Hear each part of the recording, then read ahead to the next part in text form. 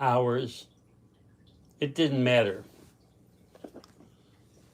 because for the first time in 30 years, he had let himself feel it.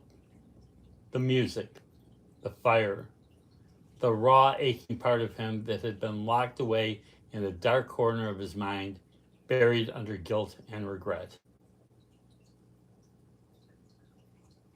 Lila sat cross-legged on the floor, watching him like he was something precious, something worth saving. And that was the part that terrified him.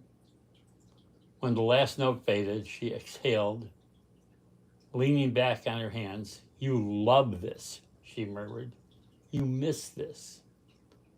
Nathan set the guitar down carefully. "It doesn't matter." Lila frowned. "Bullshit." He sighed, rubbing his face. "You don't understand." "Then make me understand." She leaned forward, voice softer now, but no less determined. "You don't just walk away from something like this unless something broke you."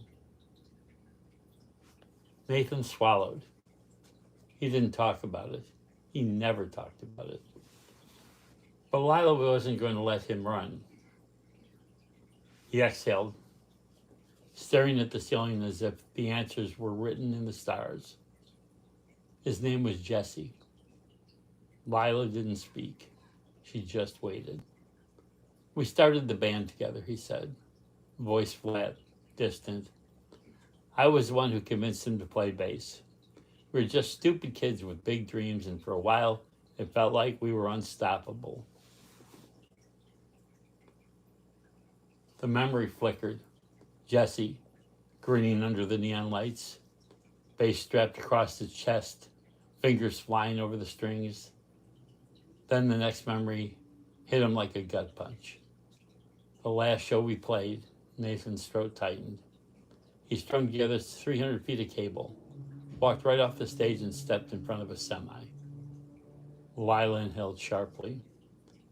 Nathan's hands curled into fists. And the worst part, I knew something was wrong.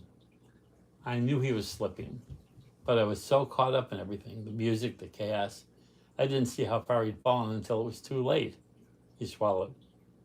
He was only in the band because of me. Lila was quiet for a long time. Then carefully, she reached out, placing her hand over his. "Nathan," he closed his eyes. "It wasn't your fault." His jaw clenched. "I brought him there." "You brought him to something he loved," she said firmly. "You didn't push him in front of that truck." He let out a shaky breath. "I don't know how to do this again." Lila squeezed his hand. "Then let me show you." When he looked at her, she wasn't smirking, wasn't teasing. She just looked sure of him. And for the first time in 30 years, he wondered if maybe, just maybe, he could be sure of himself too.